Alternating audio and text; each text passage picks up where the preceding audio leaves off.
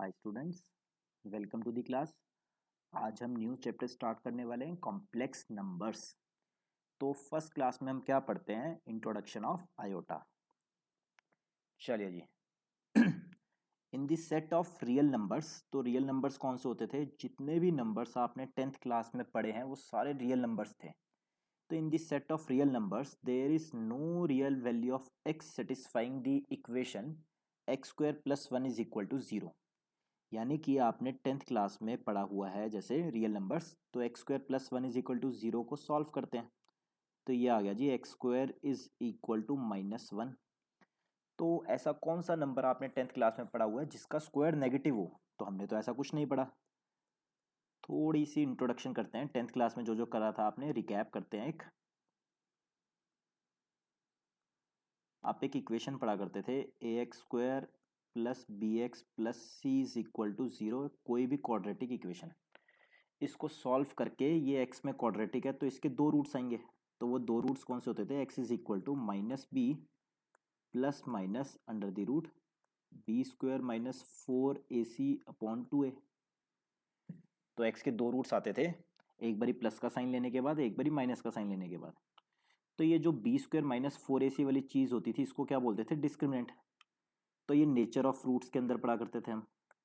तो nature of roots सब कुछ पता लगता है डी से, डिस्क्रिमिनेंट। तो डिस्क्रिमिनेंट क्या होता था? B square minus 4ac। तो इफ अगर कहा जाता था डिस्क्रिमिनेंट ग्रेटर देन 0 है, ग्रेटर देन इक्वल टू 0 है, तो हम क्या बोलते थे? रूट्स के ऊपर क्या कमेंट करते थे? Roots are real. तो रूट्स रियल होंगे।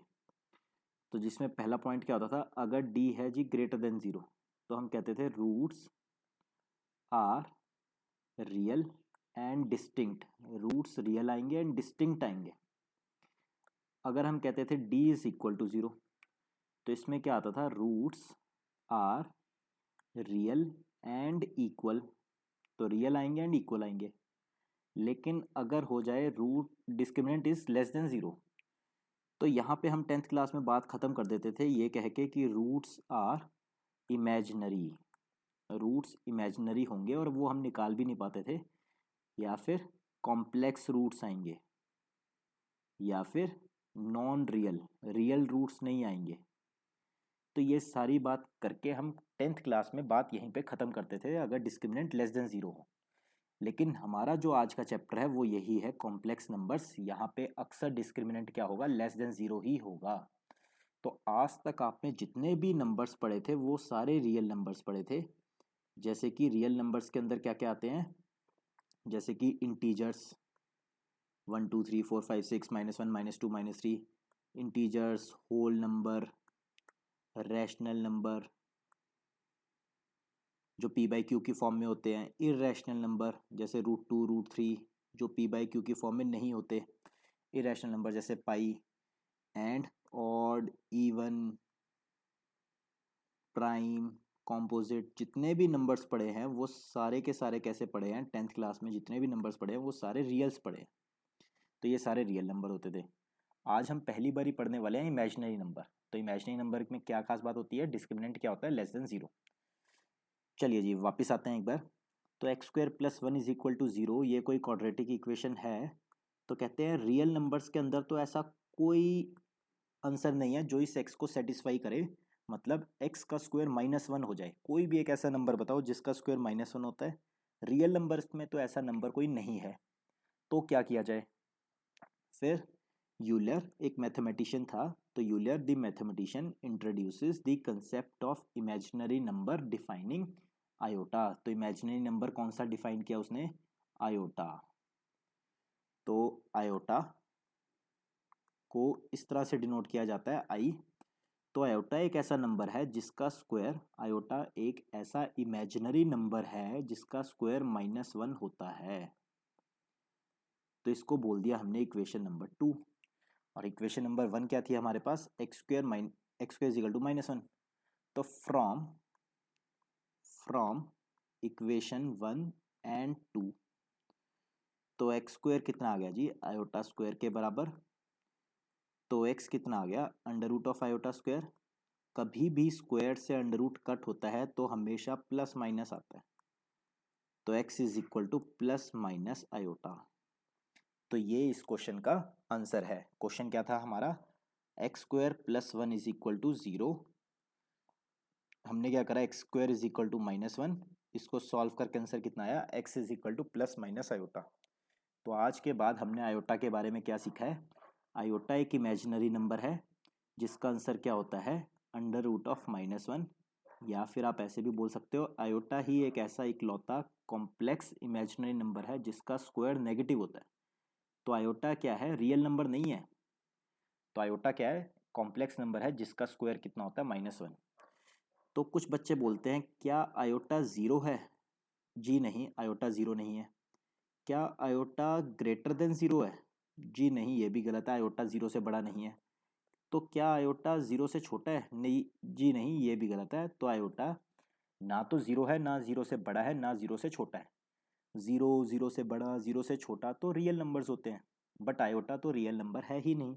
तो आयोटा को रियल नंबर से आप कंपेयर कर भी नहीं सकते। आयोटा एक इमेजिनरी नंबर है, ना ज़ीरो, ना ज़ीरो से बड़ा, ना ज़ीरो से छोटा। आयोटा के बारे में सिर्फ और सिर्फ इतनी सी बात है कि आयोटा एक ऐसा इमेजिनरी नंबर है जिसका स्क्वायर माइनस वन होता है। इसको रियल नंबर से इक्वेट कर ही नहीं सकते। आज से हम एक नए नंबर्स पढ़ेंगे, कॉम्प्लेक्स नंबर या इमेजिनरी नंबर्स, जिसमें मेन चीज़ क्या है, आयोटा। आयोटा क्या चीज़ है, आयोटा का square is equal to minus one. चलिए जी, फिर और बातें करते हैं इसके बारे में।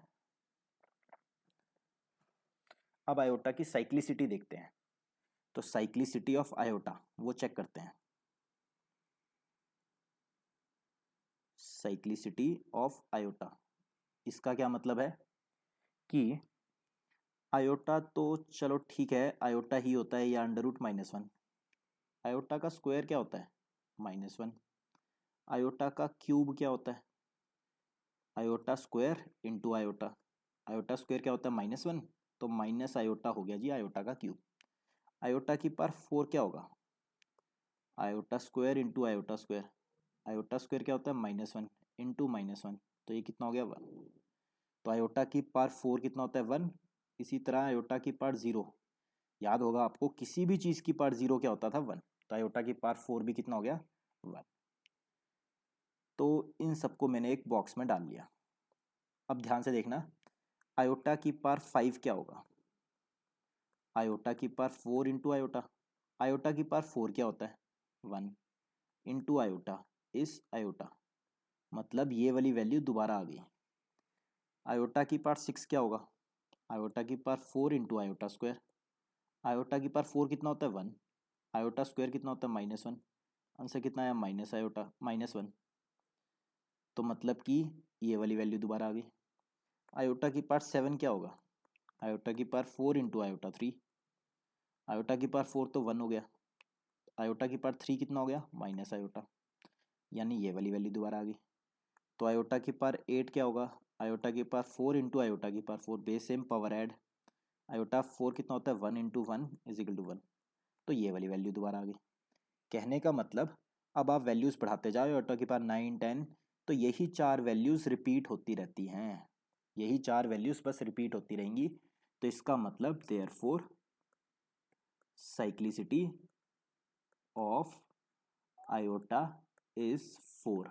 आयोटा की साइक्लिसिटी कितनी होती है, फोर। हर फोर्थ पावर के बाद ये अपने आप को रिपीट करता है। तो इसमें एक नोट बना के लिखते हैं, ये कहाँ कहाँ काम आएगा वो देखना। अब जैसे कि मुझसे पूछा जाता है example, find the value of iota की पावर 297। अब मुझे आयोटा की पावर 297 निकालना है। तो इसका एक फंडा क्या है, शॉर्टकट क्या है, आपको हमेशा बात याद रखनी है, नोट ये बड़ा इंपॉर्टेंट। डिवाइड, कोई भी पावर हो, divide power of iota by four. तो आयोटा की जो मर्जी पावर दे रखे हो उसको फोर से डिवाइड करना है, एंड राइट रिमाइंडर, तो जो भी रिमाइंडर बचेगा वो लिख देना है, write remainder in power of iota. उसके बाद आपको आयोटा की पावर में रिमाइंडर लिख देना है। एग्जाम्पल, तो आयोटा की पावर 297 की वैल्यू मुझे निकालनी थी, तो मैंने क्या करा, 297 को फोर से डिवाइड करना है, क्योंकि आयोटा की साइक्लिसिटी कितनी है, फोर। थोड़े दिन बाद एक और कॉम्प्लेक्स नंबर आएगा, ओमेगा। ओमेगा की साइक्लिसिटी होती है 3। थोड़े दिन बाद ये एनसीईआरटी में नहीं है, स्कूल के सिलेबस में ओमेगा नहीं है, बट कंपटीशन में आएगा। तो जिस तरह से आयोटा की साइक्लिसिटी 4 होती है, ओमेगा एक चीज़ आएगी, ओमेगा की साइक्लिसिटी कितनी होती है 3। ओमेगा को डब्ल्यू नहीं लिखते, ओमेगा की तरह लिखते हैं, तो ये क्या होता है ओमेगा। ओमेगा इस तरह से बनता है। तो ओमेगा की साइक्लिसिटी कितनी होती है 3, तब हम 3 से डिवाइड करा करेंगे अगर ओमेगा की पावर में कुछ हो। बट आयोटा की जो भी पावर होती है उसको हमेशा 4 से डिवाइड करते हैं। तो 4 7 ज़ा 28, 1 7, 4 4 ज़ा 16, ये लीजिए रिमाइंडर कितना बचा 1। तो अब आयोटा की पावर में रिमाइंडर लिख देना बस। तो मतलब आयोटा की पावर 297 का आंसर पता है कितना होगा, सिंपल आयोटा। एक और एग्जांपल देख लेते हैं। तो एग्जांपल आयोटा की पावर 131 का आंसर मुझे निकालना था। तो सोल्यूशन आपको क्या करना है, जो भी आयोटा की पावर में है उसको 4 से डिवाइड करना है। तो 4 3 ज़ा 12, 1 4 2 ज़ा 8, 3, जो रिमाइंडर बचेगा उसको आयोटा की पावर में लिख देना है। तो आयोटा की पावर 3 आंसर है।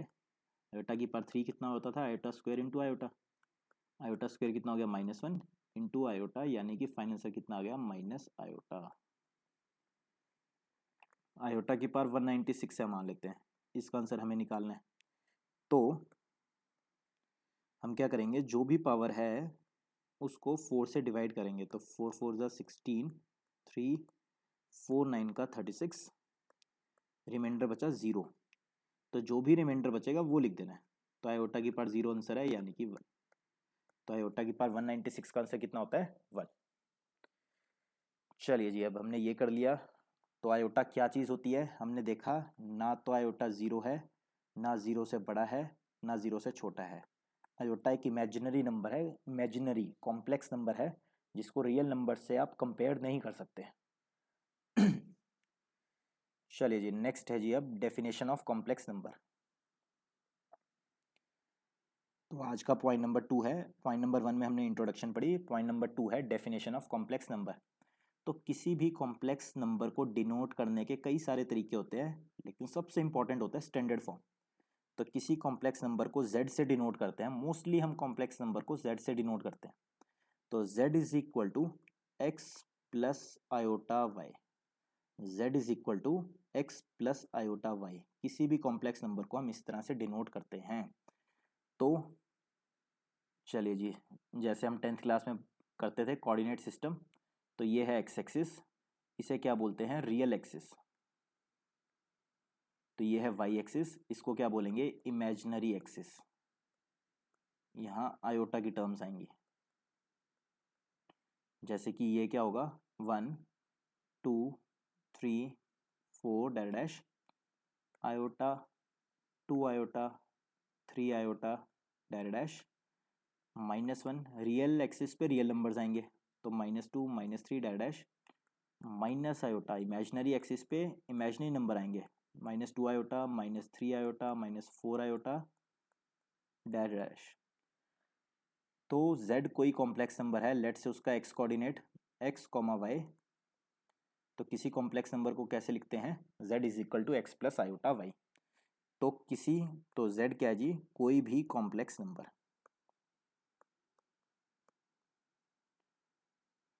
x क्या चीज होती है, real part of x, real part of z। तो x क्या चीज है, रियल पार्ट ऑफ z, यानी कि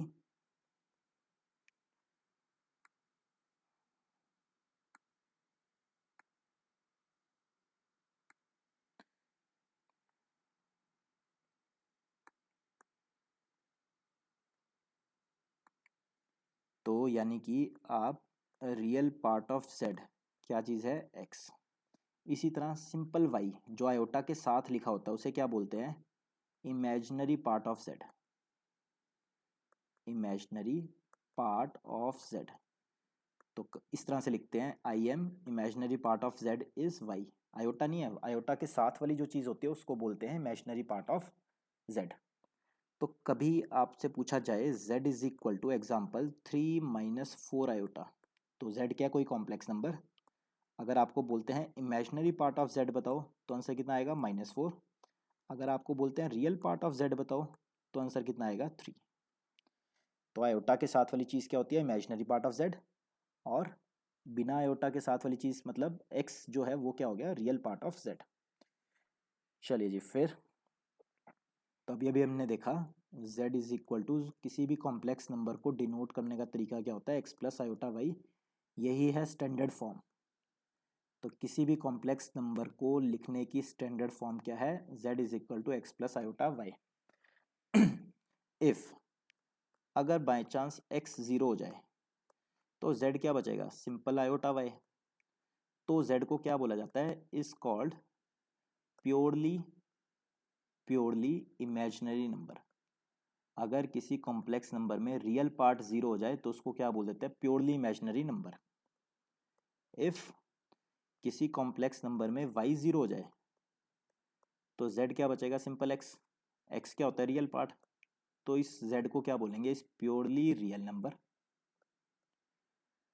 तो डेट इज तो एक नोट बना के आप लिख सकते हो that is all real numbers, जितने भी रियल नंबर्स हैं are imaginary numbers are complex numbers और ऑल रियल नंबर्स आर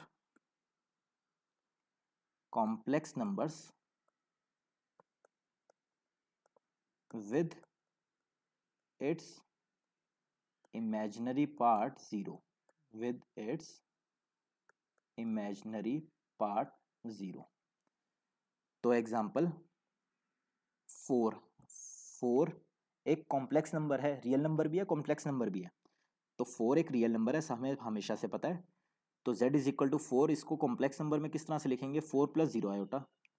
तो 4 यानी कि all real numbers are imaginary numbers are complex numbers with its imaginary part zero. चलिए जी फिर जीरो को क्या लिख सकते हो आप जीरो प्लस जीरो आयोटा। तो जीरो इकलौता ऐसा नंबर है that is zero is both, क्योंकि इसका रियल पार्ट भी जीरो है इमेजिनरी पार्ट भी जीरो है। तो zero is both real purely real and purely imaginary number. तो जीरो ही इकलौता ऐसा नंबर है जिसका रियल पार्ट भी जीरो है और इमेजिनरी पार्ट भी जीरो है, purely real and purely imaginary number.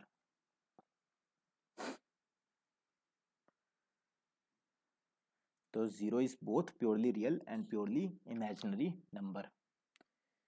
चलिए जी फिर नेक्स्ट है अब इसके अंदर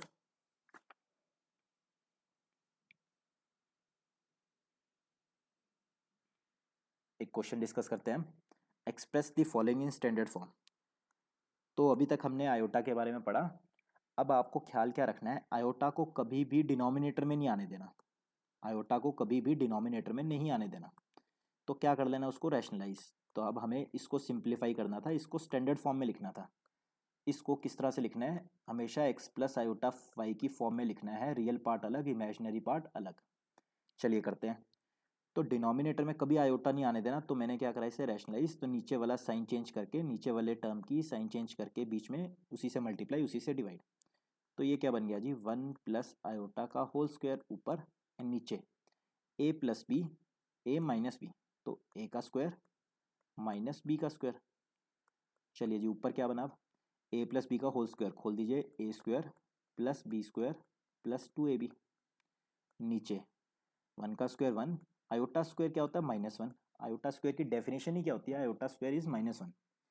तो ऊपर आयोटा स्क्वायर क्या होता है -1, -1 से +1 गया तो ऊपर बचा सिंपल 2 आयोटा, नीचे क्या बचा 1 + 1 इज 2, 2 से 2 कैंसिल, सॉल्व करके आ गया आयोटा। और इसको क्या लिख सकते हैं 0 + 1 आयोटा। ये बन गई जी स्टैंडर्ड फॉर्म। तो आयोटा को कभी डिनोमिनेटर में आने ही नहीं देना। अब आपको क्या करना है वीडियो पॉज करके सेकंड और थर्ड पार्ट खुद से करना है। 1 - आयोटा 1 + आयोटा खुद से करिए, ट्राई करिए। चलिए जी फिर डिनोमिनेटर को क्या करा मैंने रैशनलाइज।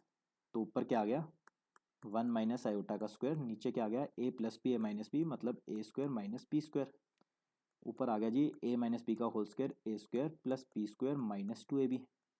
नीचे क्या आ गया 1 - आयोटा स्क्वायर क्या होता है -1। ऊपर आ गया जी 1 आयोटा स्क्वायर क्या होता है -1 -2 आयोटा अपॉन 2। तो ये कितना है हमारे पास -2i/2। तो सिंपल आया -i, यानी कि स्टैंडर्ड फॉर्म में लिखें तो 0 -i। थर्ड पार्ट फिर से आपको खुद से ट्राई करना चाहिए। तो 1/i, डिनोमिनेटर में आयोटा आने ही नहीं देना, तो रैशनलाइज, आयोटा से मल्टीप्लाई, आयोटा से डिवाइड, ऊपर आयोटा नीचे आयोटा स्क्वायर, तो आयोटा अपॉन -1, तो कितना आ गया -i। तो याद रखना 1/i इज क्या होता है -i। बहुत important, CTM commit to memory. चलिए जी, नेक्स्ट टैब, आज का point number 3, equality of complex numbers. दो कॉम्प्लेक्स नंबर बराबर कब होते हैं? तो लेट Z1 पहला कॉम्प्लेक्स नंबर है x1 plus iota y1, and Z2 भी एक कॉम्प्लेक्स नंबर है x2 plus iota y2।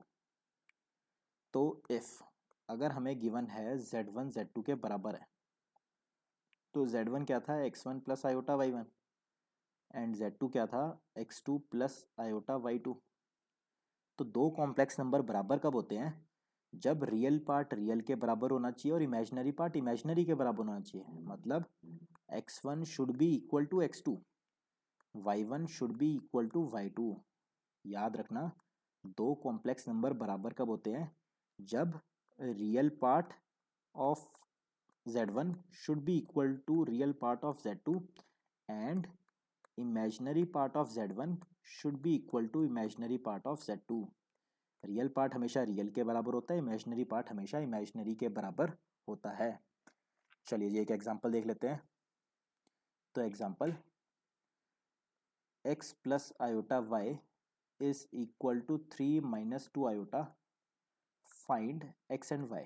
Question था फाइंड x एंड y। तो सॉल्यूशन, रियल पार्ट रियल के बराबर होता है तो x should be equal to 3, and जो आयोटा के साथ है मतलब imaginary part should be equal to imaginary part, मतलब y इज इक्वल टू -2। तो दो कॉम्प्लेक्स नंबर बराबर कब होते हैं? जब रियल पार्ट रियल के बराबर होते हैं, इमेजिनरी पार्ट इमेजिनरी के बराबर। एक और example, 2 plus 3 iota is equal to 3 plus 2 iota.